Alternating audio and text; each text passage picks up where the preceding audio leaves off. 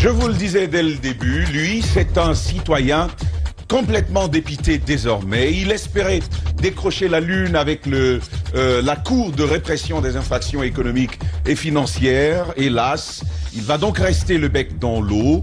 Plusieurs semaines après avoir déposé une plainte contre de hauts commis de l'État, sa démarche ne paraît pas prospérer. À son goût, la CRIEF paraît s'en moquer comme de sa toute première chemise. Alseni Farinta Camara décide donc de passer le pas et d'en faire savoir l'opinion. Quels agents de l'État sont-ils ciblés par son recours? Pourquoi décide-t-il enfin de rompre ce silence-là? Il va être notre invité, vous l'entendrez ce matin dans les grandes gueules. Mais avant, Jacques, c'est un dossier que l'on connaît, cette plainte de ce responsable à l'organisation du FNDC contre des commis de l'État. Oui, le dossier est connu. D'abord, ça concerne l'ancien ministre des Mines, Magasuba, et nous avions débattu du sujet ici. Il s'agit bien entendu de cette demande expresse à une société d'accompagner le ministère des Mines pour qu'en retour, il puisse avoir un permis. Le dossier avait été... Les grandes gueules. Contrairement à ce que j'avais dit ici la dernière fois, les cadres du ministère des Mines ont effectivement été interpellés par la justice, mais sur une toute autre affaire. C'est par rapport à la gestion de la crise du côté de Bofa. Vous savez, il y a un bateau, je crois, de la société, je sais pas, je vais me rappeler. C'était Bel Air, non? Bel Air Mining, donc qui a donc une affaire de pollution. De pollution. Et derrière, il y a eu examen de la situation, sauf que avant d'en arriver là, il semble que quelques cadres du ministère avaient déjà demandé de l'argent. Oui, c'était une petite affaire de 100 000 $. Oui. Et là, on parle de 2 millions. Oui, mais sauf que derrière, il va y avoir le paiement et tout a été concentré du côté du ministère. Donc, c'est cette affaire qui a été instruite par les juridictions de notre pays, même si ça n'a pas connu d'avancée. Maintenant, pour cette histoire de 2 millions, c'est 2 millions de dollars. 2 millions, oui. 2 millions de dollars. L'affaire n'a pas été instruite. Donc, Alseni a estimé que c'était normal si le procureur ne s'autosaisit pas, qu'en tant que citoyen, il puisse saisir la CRIEF et que la CRIEF, conformément bien entendu à son mode de fonctionnement, puisse instruire le dossier. Parce que c'est ce qui a été dit. Pour saisir la CRIEF elle-même peut s'intéresser à un dossier lorsque... même par simple dénonciation. C'est-à-dire la presse en parle et puis le procureur, il s'est saisi du dossier. Là, la presse en a parlé. Lui-même, il a vu les affiches. Il ne s'est pas bougé. Lui, il a tenté quand même d'instruire le dossier. Il a partagé avec nous les accusés de réception, ce qui prouve effectivement que la CRIEF a été saisie. Sauf que depuis que cela a été fait, il y a comme... si vous voulez, du retard qui est accusé. Jacques, ça va dans 5 jours, ça va faire 2 mois. Ça va faire 2 mois que la dénonciation a été faite. La dénonciation a été faite. Et il n'est pas le seul dans ce cas de figure. On va l'appeler tout à l'heure. Mais il y a également celui du directeur général de la SONAP, Amadou Doumbouya, lui également pour le dossier qu'on connaît. Il s'agit de cette acquisition du côté des États-Unis. Et ça également, la presse en a parlé. La CRIEF ne s'est pas bougé. Lui, en tant que citoyen, il a estimé que c'était normal d'interpeller l'institution judiciaire là-dessus pour que derrière, on puisse savoir si, bien entendu, la CRIEF est prête à statuer ou disons à connaître des dossiers qui lui sont présentés, pas nécessairement ceux qui viennent de l'agent judiciaire de l'État. Très bien. Djiba, un plus avant de prendre notre invité sur ce sujet. La CRIEF, c'est un silence, en tout cas sur ces 2 sujets qui ont fait grand bruit. Je pense que ce silence-là a fini par enterrer le reste et le peu de crédibilité que cette institution pouvait encore inspirer. C'est un silence coupable parce que le dossier, par exemple, du directeur de la SONAP avait fait grand bruit.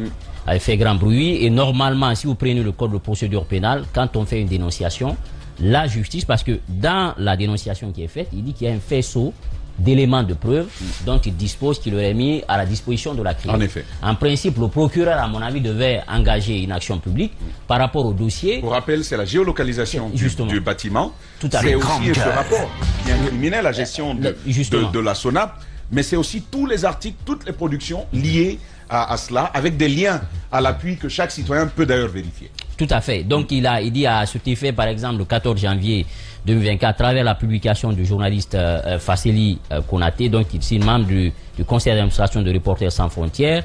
Ensuite, il a parlé un peu de l'arrestation du journaliste français, monsieur Thomas.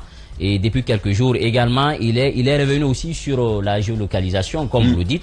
Donc il y a beaucoup d'éléments qu'il met à la disposition de la CRIEF. Mais on a toujours dit que la CRIEF, au départ, c'est l'initiative qui a précédé un peu à sa mise en place. C'était une initiative qui a été saluée par tout le monde.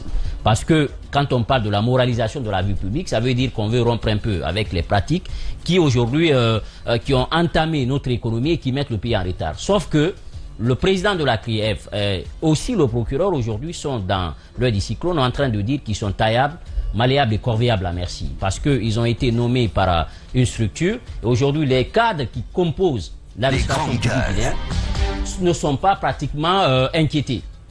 Alors que ceux du régime Alpha Condé, les Kassori et les autres aujourd'hui qui sont toujours en détention, qui attendent encore leur procès.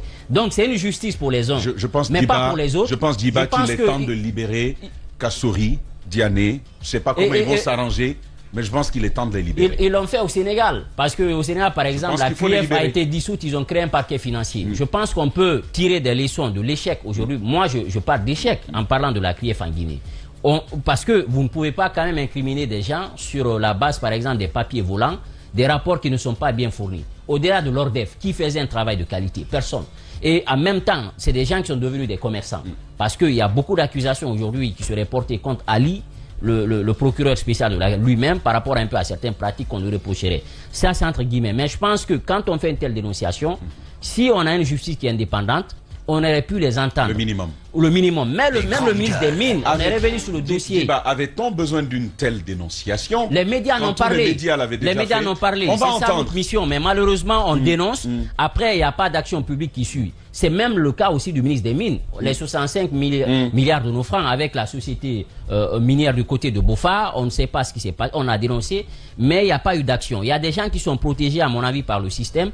Et ça n'encourage pas parce que le message qu'on envoie, il y a une justice pour les uns, mais pas pour les autres. On va y revenir, Diba, justement, sur tout ce que nous renvoie ce type de silence, ce type de traitement à 2 poids, 2 mesures. Alseni Farinta Camara est avec nous. Bonjour, monsieur Camara. Allô? Oui, bonjour. Bonjour. Merci d'être avec nous dans les grandes gueules ce matin. Djadia, on commence avec vous cette interview. Alseni Farinta Camara, je rappelle que vous êtes responsable à l'organisation au sein du FNDC. Ce matin, vous avez un propos. Allez-y, Djadia. Alors, à la suite des médias, après beaucoup de choses qui se sont dites sur cette situation notamment de présumé détournement, vous avez décidé d'alerter, d'y mettre votre grain. Qu'est-ce que vous espérez par la suite, à l'issue de cette sortie, M. Farinta?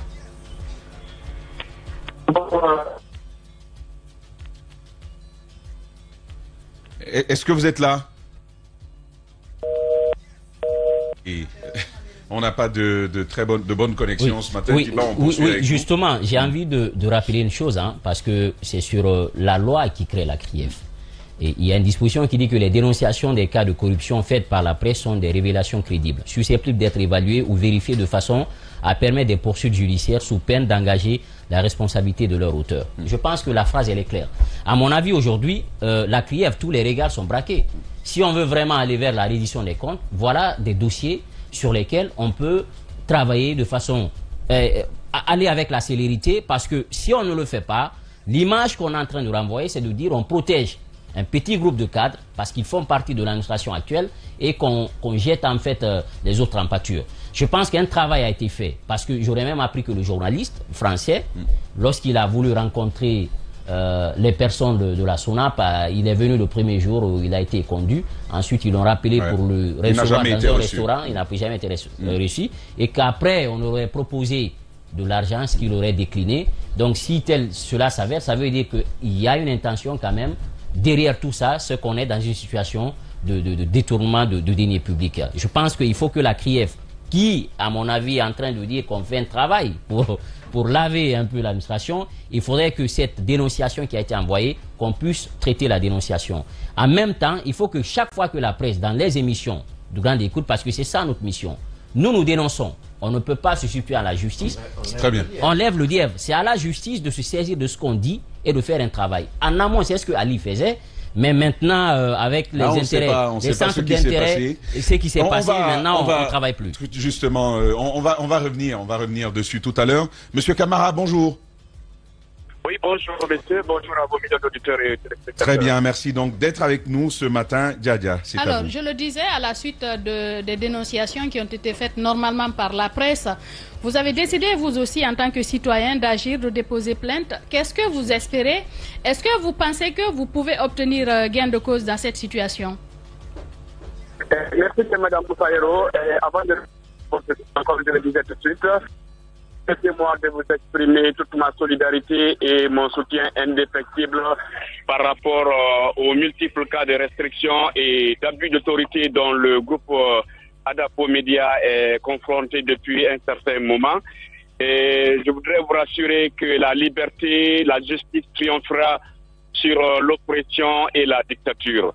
Et par rapport à votre question, il y a trois aspects que je vais évoquer pour pouvoir répondre à votre interrogation. Et premièrement, c'est par rapport à la disposition de l'article 64 de la loi anticorruption, qui dit en substance que les révélations des cas de corruption faites par la presse sont des sources crédibles, susceptibles d'être vérifiées et évaluées afin d'engager des poursuites judiciaires.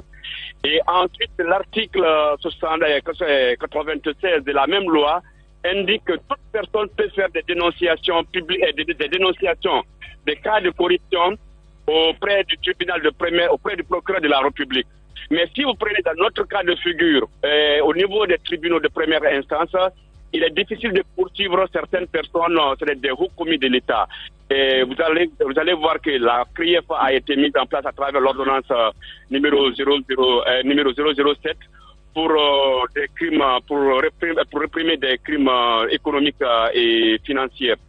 Et au-delà de ça, donc l'ordonnance 08 qui indique, qui transfère aussi les attributions de la Haute Cour de justice à la CRIEF pour dire que tous ceux qui seront impliqués dans des malversations financières et économiques pourront être poursuivis par la CRIEF si toutefois le montant est égal ou supérieur à 1 milliard de francs guinéens. En tant que attaché à la moralisation de la vie publique, à la transparence budgétaire et à la redevabilité, je suis inspiré des révélations faites par la presse à l'article 4 de la loi engagée contre le ministère. Avec la qualité de la connexion, de la liaison, je pense qu'on va devoir vous rappeler, monsieur Camara, tout à l'heure. Est-ce que vous êtes là? Oui, je suis là. D'accord, allez-y. Là, c'est mieux. Donc, c'est pourquoi, en tant que citoyen attaché à la moralisation de la vie publique, à la transparence budgétaire, à la redevabilité publique, je me suis inspiré des révélations faites par la presse conformément à l'article 64 de la loi anticorruption pour engager des poursuites judiciaires contre M. Moussa Magasoubal, l'ancien ministre des Mines et de la Géologie, son conseiller économique et fiscal, M. Yagouba Kourouma, et M. Amadou Doumbia, le directeur général de la Société nationale des pétroles SONAP, est impliqué dans des malversations financières, des cas de corruption aggravés, d'enrichissement illicite, de blanchiment d'argent et d'attentats aux intérêts économiques et financiers de la nation ainsi qu'à la sécurité nationale. Donc, et j'espère que la justice, la CRIEF, va prendre ses responsabilités, va sortir de sa torpeur pour pouvoir traquer les corrompus et les corrupteurs afin que nous puissions... Parce que la corruption en tant que telle grave l'injustice sociale et affecte de manière disproportionnée les plus vulnérables de la population guinéenne. La question que j'ai posée tantôt, c'était votre espoir. À quoi vous espérez qu'est-ce que vous espérez obtenir après avoir déposé ce genre de plainte? Vous avez dit tout à l'heure que vous espérez que la CRIEF va sortir de sa torpeur. Vous avez bien vu qu'il y a des personnes qui sont arrêtées depuis 2 ans. Il y a une procédure en cours, mais les Guinéens sont encore sur leur soif par rapport à ces dossiers, par rapport à ces anciens dignitaires qui sont détenus, dont la procédure suit son cours normal. Est-ce que vous pensez que... Parce que je pose cette question sur l'espoir que vous avez à l'issue de cette action que vous venez d'entreprendre. Vous vous souvenez de ce journaliste Thomas Dietrich, normalement qui a été arrêté en Guinée, comment on appelle, carrément mis en dehors du territoire sans, comment on appelle, son matériel de travail. Est-ce que vous pensez qu'après une telle action, un gouvernement qui aurait pu peut-être écouter le journaliste, après ce que les médias guinéens ont fait sur ces différents dossiers, sans qu'il n'y ait suite, on a plutôt constaté une restriction, une volonté de museler tous les médias? Est-ce que vous espérez que on verra le bout du tunnel avec cette procédure que vous venez d'enclencher? Il faut espérer, il ne faut jamais désespérer. Madame, la mise en place de la CRIEF a suscité beaucoup d'espoir et d'engouement au sein de la population guinéenne. Et la CRIEF aujourd'hui est décriée même par les membres du gouvernement, même au sein de l'État, la CRIEF est décriée. Alors que la CRIEF, moi j'ai salué la mise en place de la CRIEF dès sa mise en place. Et je continue d'espérer qu'elle va prendre ses responsabilités, qu'elle ne va pas se laisser instrumentaliser. Rappelez-vous, quand Mamadou Doumbouya a pris le pouvoir, quel a été discours? C'est d'abord qu'il va lutter contre le piétinement des institutions républicaines, qu'il va lutter contre la corruption, qu'il va lutter contre l'instrumentalisation de la justice. Bien que la justice aujourd'hui est instrumentalisée de manière extrêmement grave et préoccupante, il faut continuer à espérer, à mettre la pression en tant que journaliste, en tant qu'acteur de la société civile.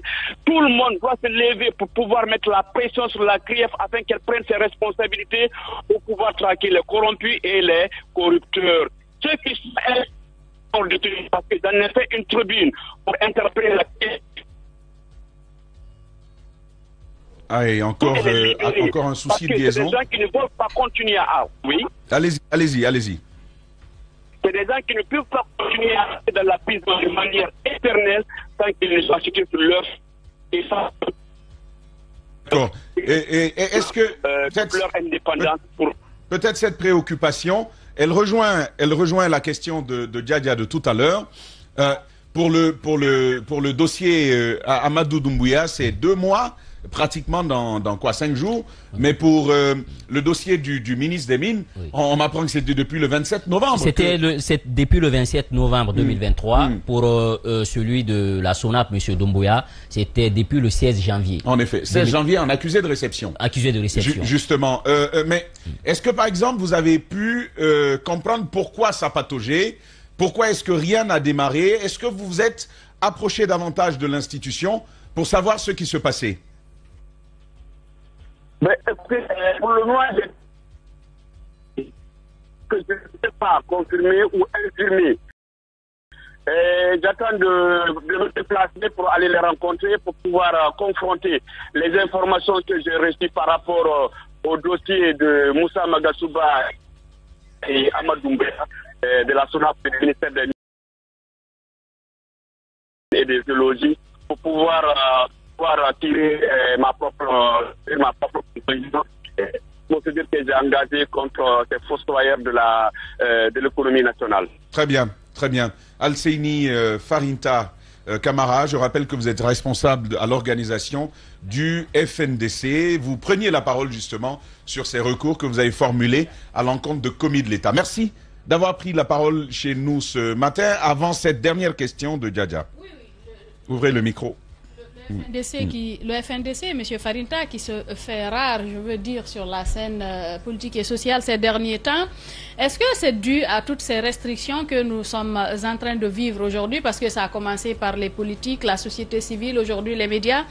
Est-ce que vous continuez à mener le même combat que vous étiez en train de mener de par le passé, ce combat pour une Guinée plus démocratique, plus libre? Mais est-ce que ce combat-là aujourd'hui n'est pas en quelque sorte mise à mal? Est-ce que vous réussissez à poser des actes qui vont dans le sens des premiers objectifs de la mise en place de votre mouvement, même si on suppose qu'il est dissous déjà?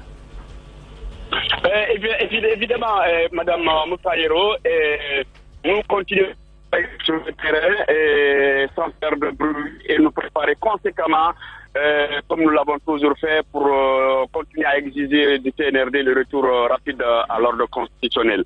Et donc, sachez que, comme je l'ai dit dès le début de ma communication, que la ligne confronte l'oppression et la dictature. Quelle que soit la durée de la dictature, quel que soit l'oppresseur, il finira par être vaincu par la liberté, par la démocratie et par la justice sociale. Donc, l'espace civique est aujourd'hui, c'est une évidence, l'espace civique est complètement rétréci. Il est restreint par le CNRD. Donc, tous les engagements que Mamadi Doumbouya avait pris lors de la prise du pouvoir par le groupement des forces spéciales ont été reniés. Il a complètement renié son discours, il a renié son engagement dans le cadre de la moralisation de la vie publique et dans le cadre de notre objectif du retour à l'ordre constitutionnel. Très bien. Monsieur Farinta Camara, merci beaucoup d'avoir pris la parole ce matin chez nous. Les grandes gueules se poursuivent dans un instant. Juste derrière ceci, la réaction de nos chroniqueurs sur cette actualité. Radio Espace Guinée, les grandes gueules. Être journaliste, ce n'est pas que défendre la liberté d'opinion. Nous avons tous nos convictions, des croyances, des préjugés et des arguments à faire valoir.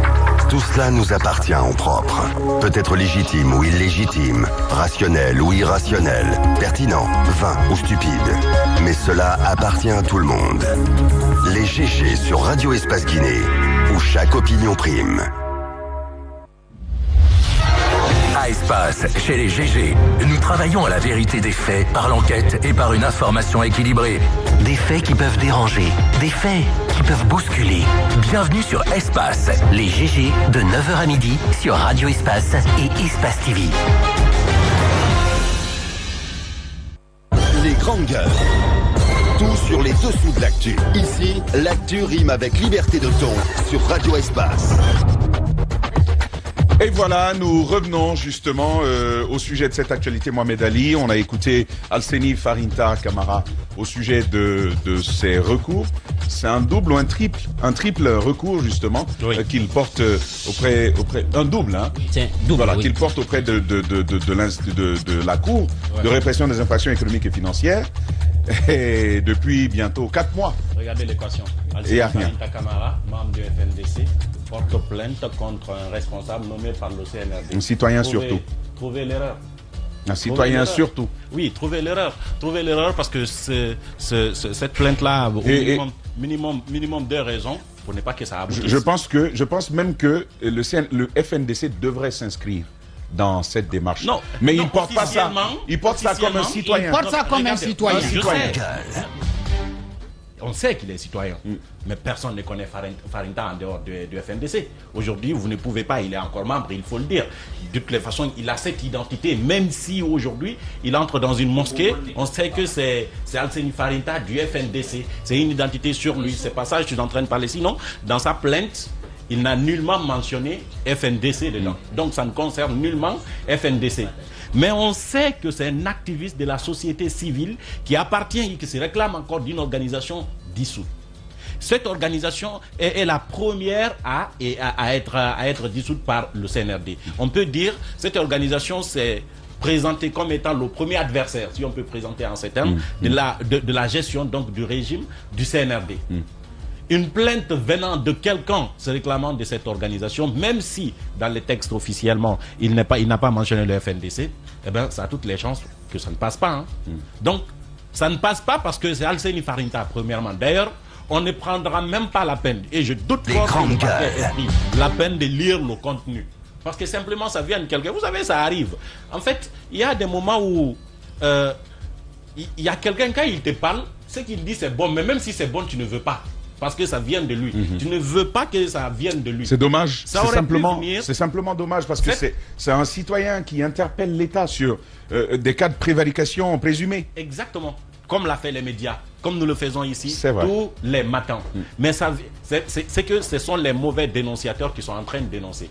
Si ça venait de quelqu'un du gouvernement, ils auraient pu la peine de lire, par exemple. Donc si ça venait des bons, si ça venait des bons citoyens, hein, des vrais citoyens, des citoyens reconnus par l'État, des citoyens entretenus par l'État, eh ben, on aurait bien... Des citoyens reconnus par l'État. Oui, des citoyens reconnus par l'État, on aurait bien aimé quand même parce qu'en réalité, ce que Farinta est en train de dire, c'est tout à fait normal, c'est ce que nous disons tous les jours. Ça a été, c'est comme des cas de flagrant délit. On a vu les documents, on a dénoncé, on s'est exprimé là-dessus. Le minimum, je le dis tout le temps, si on avait du respect pour ce peuple au nom duquel on prétend et en faveur duquel on fait les choses aujourd'hui, si on avait le minimum de respect pour ce peuple, c'était de communiquer, donner des explications en réalité.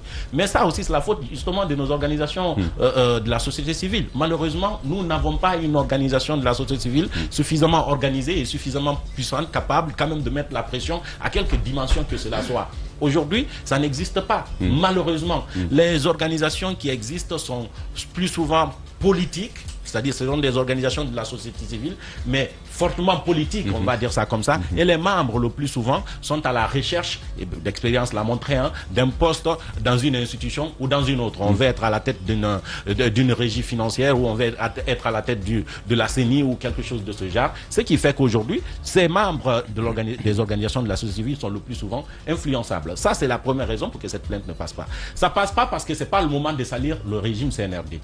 En fait, il y a des dénonciations valables que ce que le CNRD lui-même il dénonce.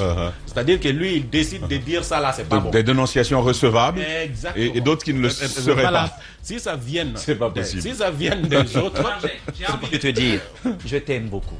Ah, merci. Tu es très réaliste.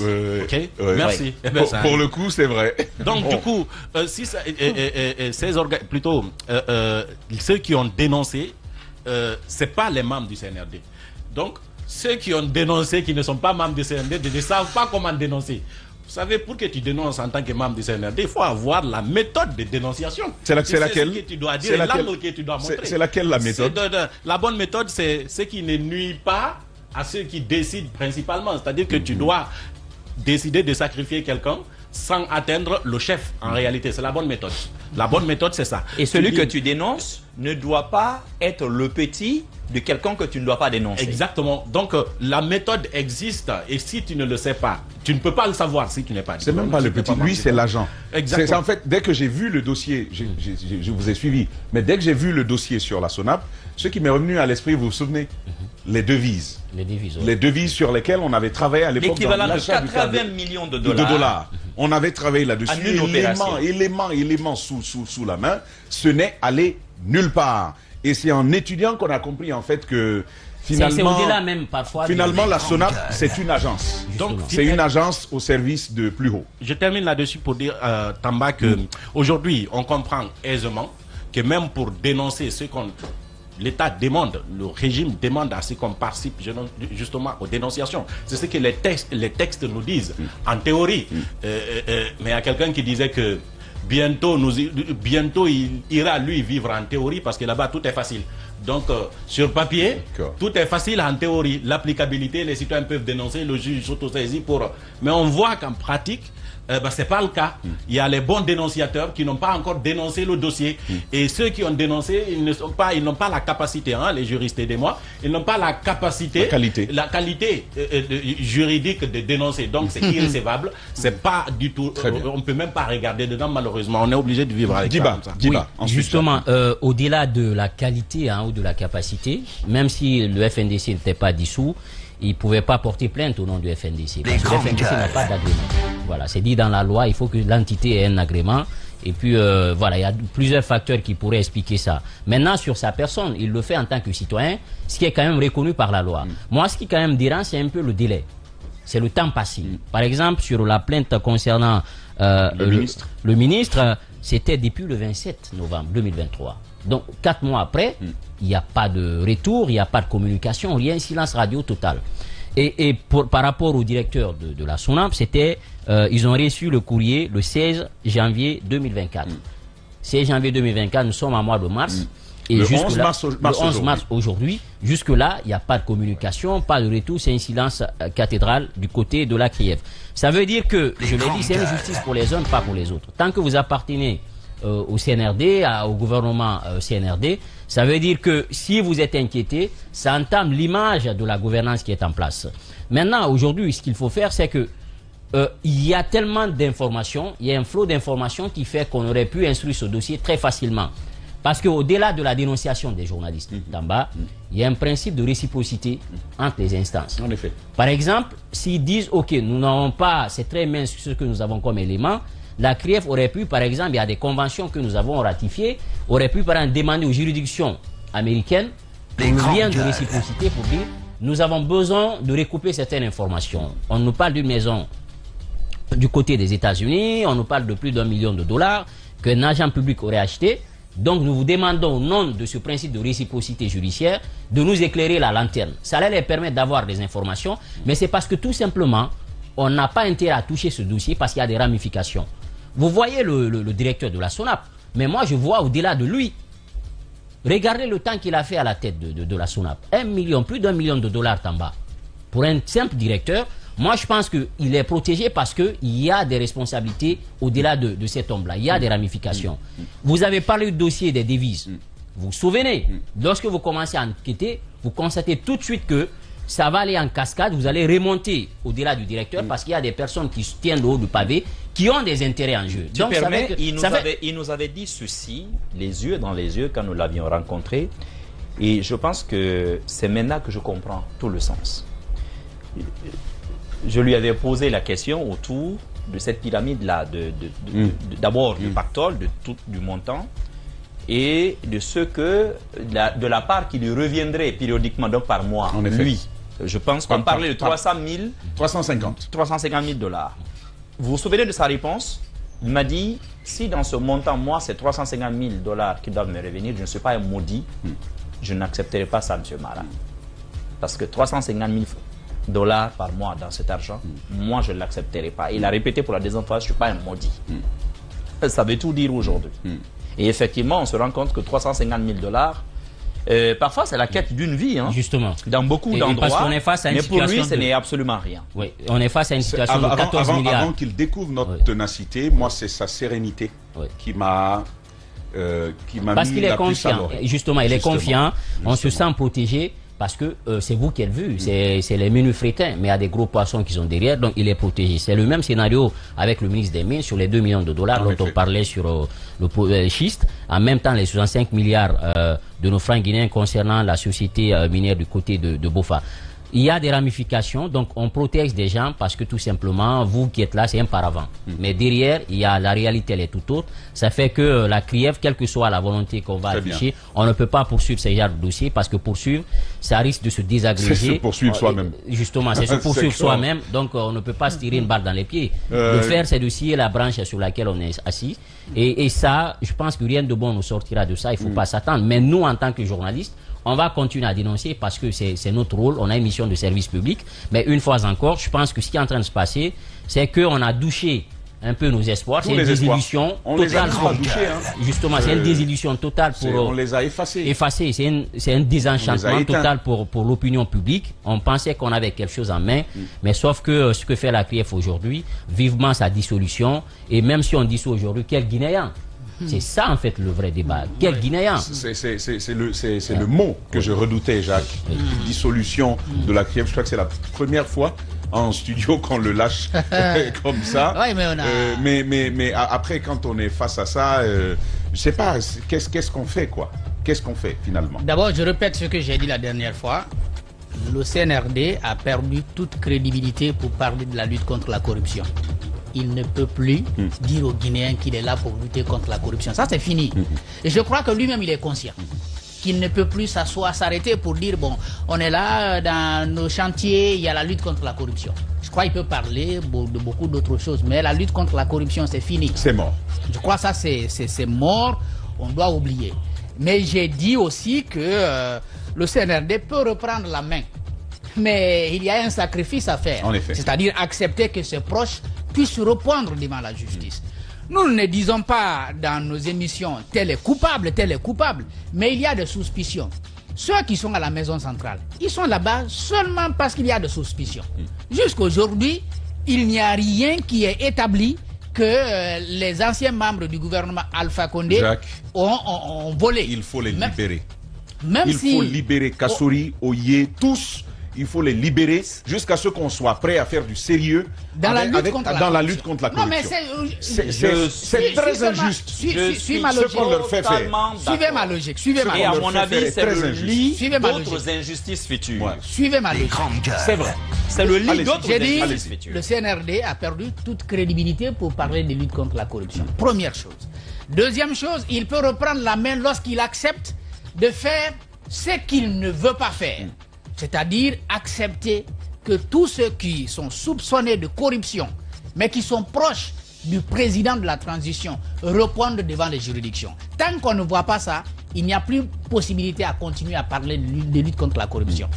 Mais si malgré tout ce qu'on est en train de dire là, on continue à maintenir les anciens caciques du président Alpha Condé en prison, ils ont raison, ils auront raison ainsi, parce qu'ils ont dit depuis toujours qu'ils étaient là parce que c'était des prisonniers politiques.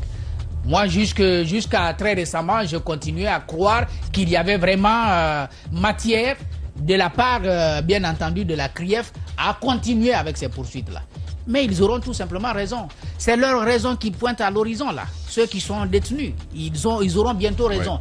Ils n'auront peut-être pas un papier du côté de la CRIEF qui va dire vous êtes blanchis, mais devant l'opinion, bien entendu, ils auront ainsi raison de dire qu'ils sont détenus pour des raisons purement politiques.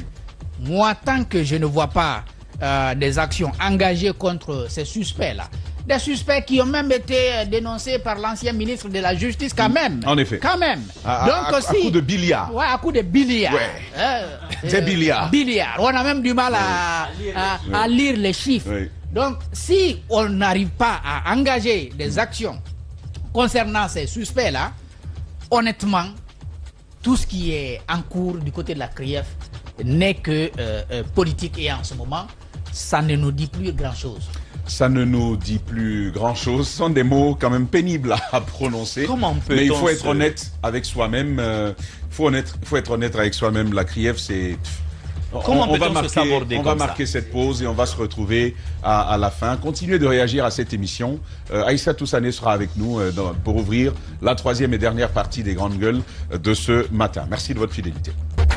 Et voilà, nous sommes de retour. Diadia, on va poursuivre avec vous sur ce sujet. Il faut justement clore cette plainte de Alseni Farinta Camara qui n'a pas de chance de prospérer. On posait la question de la légitimité de la CRIEF, du CNRD, au vu de tout le bruit qu'il y a autour de nos gouvernants. La légitimité donc de la CRIEF a porté désormais ce combat quand il se tait sur certains dossiers et qu'il se montre assez dégourdi sur d'autres.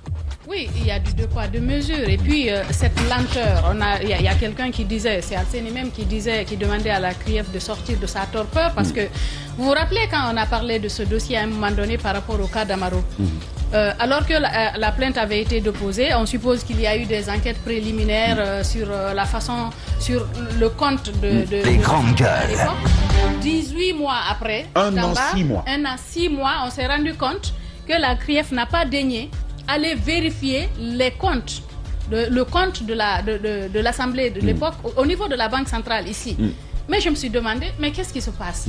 Est-ce que c'est une volonté de juger ces gens, ou bien c'est une volonté justement de les mettre out, de les garder juste en détention parce qu'on sait que c'est des hommes qui ont de l'influence, qui peuvent peut-être faire des choses, parce que il y a eu tellement de joie, tellement d'acclamation par rapport à la mise en place de la CRIEF, parce que nous savons comment les choses se passent. Nous, en tant que journalistes ici, à travers les dossiers que nous traitons, on espérait qu'il pourrait y avoir quelque chose. Mais imaginez, une telle cour se met en place, 2 ans après, vous n'avez rien de concret.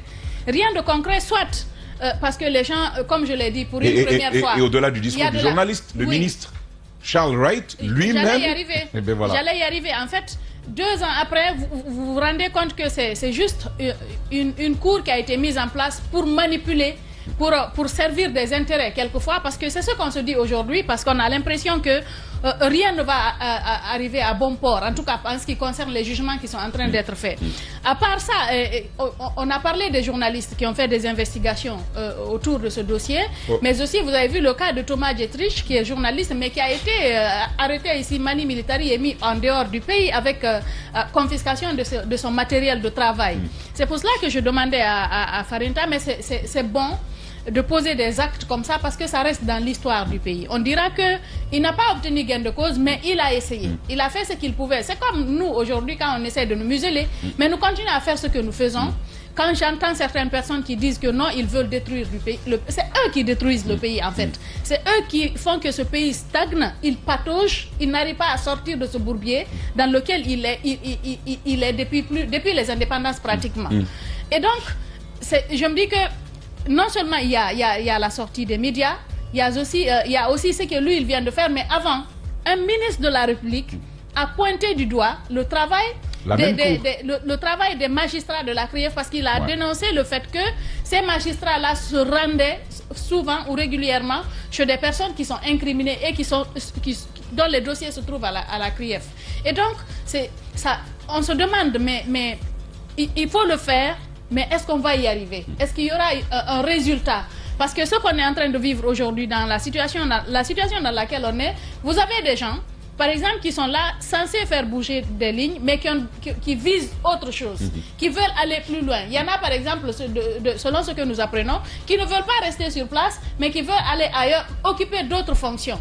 Mais qu'est-ce qu'on veut, finalement, pour cette juridiction-là?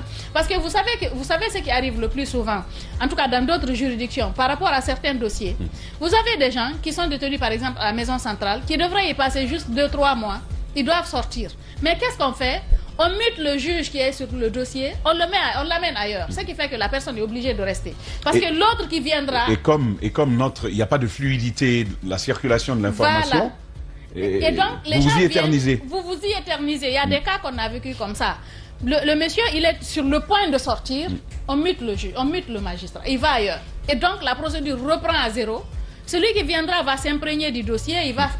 Ce pays-là, en fait, je ne sais pas si ça marche comme ça ailleurs. Je ne crois pas que ça puisse marcher comme ça ailleurs. Quand vous voulez obtenir des résultats, vous mettez des personnes qui y viennent par conviction, pas des personnes qui y viennent parce qu'ils veulent une certaine renommée, ou bien parce qu'ils veulent se faire les poches, après partir. Parce que là, on se pose des questions. Pourquoi on a mis en place la CRIEF? Est-ce que c'était du bruit pour rien? Qu'est-ce qu'on veut obtenir? Mais en tout cas, je pense qu'il faut saluer ce genre d'acte. Je voudrais que les gens comprennent que nous, en tant que journalistes... Djadia, c'est une organisation totalement inefficace. Au regard du bilan, en tout inefficace cas.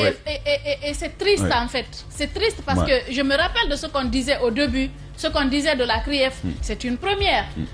Mais imaginez que des gens qui sont dans le gouvernement, qui font eux-mêmes des dénonciations sur la gestion, c'est une première. Bon, c'est pas une première parce qu'on a connu Gassama et tout par le passé. Mais imaginez, un ministre de la République dit « Je n'ai plus confiance en la gestion de ces DAF et ceci et cela ». Après, la CRIEF, elle est là pour ça, normalement. À plus forte raison, ça c'est à l'intérieur. On peut supposer que oui, nous les médias, on s'en fout parce qu'avec ce qu'on est en train de vivre, mais quand c'est quelqu'un qui est avec vous, qui parle, ça suscite normalement que vous vous impliquiez, que vous jetiez un coup d'œil sur ce qui est en train de se passer. Mais depuis combien de temps on en parle? Il n'y a rien derrière. Rien. Mais ça peut être aujourd'hui ou plus tard, Tamba. Ça peut être aujourd'hui ou plus tard. Parce que rappelez-vous qu'il y a eu 2009, 28 septembre 2009. Tu ça sais, n'a pas eu lieu en ce moment, mais c'est en train d'avoir lieu aujourd'hui. Tu sais ce qui m'a fait croire en cette CRIEF, c'est que je ne comprends pas, je n'entends pas que on veuille poursuivre des gens aujourd'hui, alors que soi-même on a conscience qu'aucun pouvoir n'est éternel et qu'un jour on se retrouvera de l'autre côté de l'histoire et que la CRIEF qu'on a créée éventuellement contre des acteurs d'hier, pourrait être l'instrument qui agira contre nous demain. Et donc je me dis, en tant que responsable, on agit en toute responsabilité dans les dossiers à devoir traiter à la CRIEF, parce que soi-même, on n'est pas exempt de poursuite à la CRIEF. Mais dans ce cas, on tourne en rond en bas. On tourne en rond parce que oui, on suppose qu'on ne veut pas faire le travail comme cela se doit, parce qu'on est redevable à celui qui nous a mis là. Mais qu'est-ce qu'on veut servir au peuple de Guinée à l'époque? Non. C'est qu'il essaye, mon micro. Oui. Ah bah, allez-y. Ce qu'il essaye de dire, c'est que, et moi c'est ça mon espoir. Pourquoi, pour l'instant, je ne suis pas pour la dissolution. Peut-être une réforme de la CRIEF, mais pas la dissolution. Mais avec qui? Non, attention, Motamba, n'allons pas jusque-là. Aujourd'hui, il y a des gens qui ont mis la CRIEF en place et qui ne sont pas en train d'accepter que la CRIEF enquête sur eux. Mais ils ne vont pas rester là. C'est ce que tu essaies de dire. En effet. Demain, ils vont être de l'autre côté de l'histoire, où ils ne sont plus en mesure de continuer les pouvoirs qu'ils ont aujourd'hui, à manipuler de la CRIEF. Et en ce moment, évidemment, tu prenais l'exemple sur les événements du 28 septembre 2009. Si on disait à l'équipe de Dadis organiser un procès, on allait faire 20 ans. S'ils étaient aux affaires, ils n'allaient pas l'organiser. Aujourd'hui, on a pu voir facilement ce procès-là démarrer. Et je crois que ceux qui sont aujourd'hui du CNRD, qui sont proches et qui sont en train de baigner dans la corruption et qui se disent on ne craint rien, un jour, ils vont répondre devant la CRIEF. Oui, mais et ceux qui sont détenus depuis 2 ans? Mais là, on l'a dit, il faut qu'on arrête. Il faut qu'on arrête avec Moi, je pense que ce procès doit... Il faut qu'on arrête avec ce procès. Mais ils doivent le boucler et libérer ces gens. Libérer pour dire... Libérer ces gens. Oui, libérer, dire tout simplement, écoute, nous sommes corrompus, nous sommes habitués à la corruption. Et ça nous plaît. On n'en meurt pas. Nos parents nous ont légué ça. Fièrement, nous on porte le flambeau. C'est un héritage. On avait essayé, mais on n'a pas pu. Donc, on laisse tomber. Et puis on reste dans ça. Mais je tiens à dire quand même quelque chose. Pour Alseni Farinta, moi je lui dis merci et félicitations. Et il doit inspirer d'autres. Il doit inspirer des organisations. C'est de l'activisme professionnel. Voilà, ce qu'il vient de faire. Il doit inspirer des organisations agréées. On dit que bon, le FNDC est dissous, et même s'il n'était pas dissous, il n'était pas agréé, mais il y a des ONG agréées. D'ailleurs, plusieurs membres du FNDC sont membres d'organisations agréées. Pourquoi il n'y aurait pas une coalition? Pourquoi il n'y aurait pas une coalition autour de ce type d'initiative? Voilà, je pense que ça donnerait plus de force, en fait. Le FNDC, c'est pas une sorte de coalition, vous avez plusieurs structures. Oui, mais on n'entendra pas le FNDC juridiquement. On n'entendra pas le FNDC juridiquement. Non, ce que je veux dire, c'est parce que les gens sont en train de dire que non, le FNDC n'a pas d'agrément et tout. Vous avez des coalitions, par exemple, d'organisations de la société civile. La coalition en elle-même ne prend pas d'agrément. Mais les coalisés individuellement pris, vous avez ces structures, c'est légal. C'est tout à fait normal que cette coalition porte. C'est ce que le FNDC aurait pu faire. Évidemment, l'organisation est aujourd'hui dissoute, même si les actions continuent à se tenir sur le territoire. Je dis que ces ONG-là peuvent, soit se mettre ensemble, ou bien chaque ONG... Ça donne plus de force, plus d'influence et d'impact. Chaque ONG doit pouvoir se donner pour tâche ça. C'est pas attendre tout simplement l'argent c'est pas moi, des institutions. Je crois que les institutions peuvent même vous accompagner lorsqu'on vous voit à l'œuvre, lorsqu'on vous voit en train de dénicher des cas de corruption, lorsqu'on vous voit en train de saisir les juridictions pour les traiter. Je pense que nos organisations doivent davantage militer pour ça. Parce que la corruption, on l'a toujours dit, elle fait assez mal à ce pays. Elle tue. Elle tue plus que les armes. Et je crois qu'il faut que les ONG le comprennent et intègrent ça dans leur démarche. Il y a cette organisation des jeunes blogueurs là. Ablogui, qui fait un travail remarquable. Ablogui, c'est un modèle. Et ils obtiennent du financement. Ça veut dire que c'est possible. C'est un grand modèle, Ablogui. Vous vous rappelez de l'AID, ces promesses qu'ils sont en train de, à un moment donné, qu'ils ont répertoriées. Et ils font un travail professionnel là-dessus. Vous dites, je vais construire 100 écoles. Ils écrivent, ils gardent. Une année après, ils voient, est-ce que ce que vous aviez dit, est-ce que le financement a été obtenu, est-ce que vous avez pu faire ce que vous avez fait? Ils font un rapport, ils vous envoient. Vous aviez dit que vous alliez faire ça, nous on veut publier ça sur ce que vous avez dit. Si vous réagissez, ok. Vous ne réagissez pas, en tout cas de façon professionnelle. Ils font un travail, ils vous confrontent à ce que vous avez dit. Je pense que c'est quelque chose comme ça qu'on peut faire. À un moment donné, le CNOX aussi avait fait un travail dans ce sens, une fois, je crois. Et sur certains, comment on appelle aujourd'hui le CNOSC... Je dis à un moment donné, oui, je suis d'accord. Mais aujourd'hui, le... Quand quand un acte a été posé, même si plus tard l'organisation se meurt, nous le savons, parce que c'est dans ça quand même, quoi qu'on dise, c'est dans ça qui est à la tête de la structure. Depuis là, aujourd'hui, il a mis d'autres personnes étant au CNT, mais à un moment donné, il y a un travail qui avait été fait. Dans ce sens, on signale ce que les organisations de la société civile peuvent être amenées à faire en pareilles circonstances. Très bien. Djiba, pour terminer sur ce sujet. Allez-y. Voilà, donc la CRIEF aujourd'hui, je pense qu'il y a deux problèmes qu'il faut relever. D'abord, le premier, c'est l'indépendance de l'institution, et le deuxième, c'est la compétence. Quand je parle de compétence, il faut être un bon juriste, mais pas être un bon économiste. Et les rapports qui venaient souvent, c'était des données soit sur des questions financières, disons des documents comptables. Donc, il n'y a pas de compétence pour pouvoir interpréter mieux. C'est ce qui avait amené certains consultants à l'époque à faire une proposition en demandant, attention, au-delà des chambres que vous avez créées, hautes et basses, au niveau de la CRIEF qu'on peut proposer, il faut créer un parquet financier. Quand on parle de parquet financier, c'est d'amener des économistes qui ont la capacité, par exemple, d'interpréter un rapport financier, des documents comptables. Parce que les juristes, ils n'ont pas reçu de formation en ce sens. Ça n'a pas été fait, donc ce qui fait que quand vous avez, par exemple, des gens comme Kassouri en face, qui ont quand même un parcours, qui peuvent justifier, interpréter des chiffres, et vous avez des juges d'instruction qui sont là, qui ne comprennent pas un peu la portée des rapports que l'ORDEF ou une autre entité produit, c'est le travail qui tombe à l'eau. Donc je pense que oui, on peut éviter la dissolution, on peut faire comme le Sénégal, à l'issue du dialogue qu'ils ont eu avec les politiques, ils se sont entendus de dissoudre la CRIEF et de mettre en place un parquet financier qui a la capacité d'interpréter ces rapports-là et de pouvoir mieux cerner les données et peut-être condamner la personne. Mais si à l'état actuel, on a des gens qui sont limités dans le temps et dans l'espace, qui ne peuvent pas interpréter ces dossiers-là, ça pose problème. Maintenant, l'autre facteur qui est le plus parfois déterminant, c'est l'indépendance de l'institution. L'institution a été installée par un régime et ce régime aujourd'hui est aux affaires. Donc il serait très difficile de voir une telle institution condamner un ministre qui appartiendrait, qui aurait des accointances ou qui serait en collusion avec un haut placé. Donc c'est ce qui pose problème. Il y a à la fois l'indépendance, mais aussi les compétences qui sont rares au sein de l'institution, qui n'arrivent pas à produire des rapports. Et un jour... Jusque-là, moi, j'attends un autre critère qui me paraît à ce stade le plus déterminant, Djiba, parce que sur la faiblesse institutionnelle, son indépendance, les capacités, on est revenu de là-dessus. Mais je questionne quand même la moralité des acteurs aujourd'hui de la CRIEF. Oui, justement. La moralité des acteurs de la CRIEF, ça peut être ça le véritable problème aujourd'hui. Oui, il y a la moralité, parce que ils se sont... En fait, des gens sont imbriqués. Ils se sont même salis. Hein. J'apprends que beaucoup auraient fait chantage à certains cadres en vous demandant une maison, en vous demandant de l'argent et tout. Il y en a qui auraient baigné dans cette situation et donc se retrouvent liés. Et ils ont beaucoup de dossiers sur certains parmi eux. Et certainement un jour, ils ne seront plus là. Ça va éclater au grand jour. Donc il y a ce facteur-là. C'est pourquoi j'ai dit, même si on partait vers une dissolution, quel Guinéen aujourd'hui?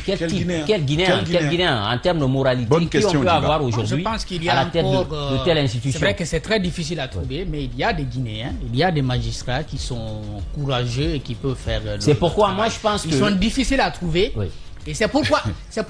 Non, c'est difficile n'est pas le mot. Non, qui sont rares, trop rares. C'est parfois difficile à trouver. Ils sont rares. Non, on a eu quand même quelques exemples ici. Des situations devant lesquelles on pensait que un magistrat irait par exemple dans le sens indiqué par l'État ou par son représentant, mais le magistrat a pris la position contraire. Il y a des magistrats qui en souffrent. Il y en a qui sont parfois... C'est sur le FNDC. Pas seulement sur le FNDC. C'est sur le FNDC on entend ce type de choses. Pas mais quand il s'agit de dossiers de milliards ou de billiards, Jacques, on n'entend pas. Pas seulement sur le FNDC. Tu me donnes un exemple d'un seul juge sur des cas de billiards. Il n'y en a pas. Mais c'est maintenant là on parle de billiards. C'est maintenant là on parle de billiards. C'est vrai que la question de la moralité est fondamentale. Parce que les magistrats, on a tout fait. Et là, c'est vraiment au bénéfice du régime d'Alpha Condé. On a tout fait pour faire en sorte que le magistrat il soit indépendant. Sauf lui-même quand il dit moi, j'ai décidé de ne pas être indépendant. C'est sur le plan pécunier, maintenant dans la forme. Non, si on vous dit par exemple, c'est le président qui nomme à tous les postes civils et militaires, vous-même, vous êtes nommé par un nom symbolique. Mais vous êtes magistrat. Quand vous êtes magistrat, je crois la dernière fois, il y a quelqu'un qui le lâchait, c'est l'ancien ministre de la Justice. Il disait, moi je vais continuer à lutter contre la corruption. Bon, je n'y crois pas. Mais il dit, même en étant magistrat, parce qu'il ne faut pas que les gens oublient que je suis magistrat. Il est convaincu de cela. Et chaque magistrat est convaincu de cela. Ce n'est pas parce que vous avez rendu une décision qu'on va vous empêcher d'être magistrat. Mais les gens, ce n'est pas le simple fait d'être magistrat qui les intéresse.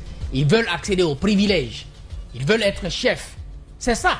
Sinon, si vous êtes courageux, avec votre salaire, le moins payé aujourd'hui ne prend pas moins de 15 millions. C'est-à-dire, dès que vous entrez dans la profession, c'est le salaire que vous prenez. Quel est le fonctionnaire guinéen qui prend ça? Même s'il est professeur, je ne sais pas, les gars qui sont nos universitaires ne s'approchent même pas de ça. Ça, c'est qu'on donne à nos magistrats pour les mettre, n'est-ce pas, à l'abri du besoin.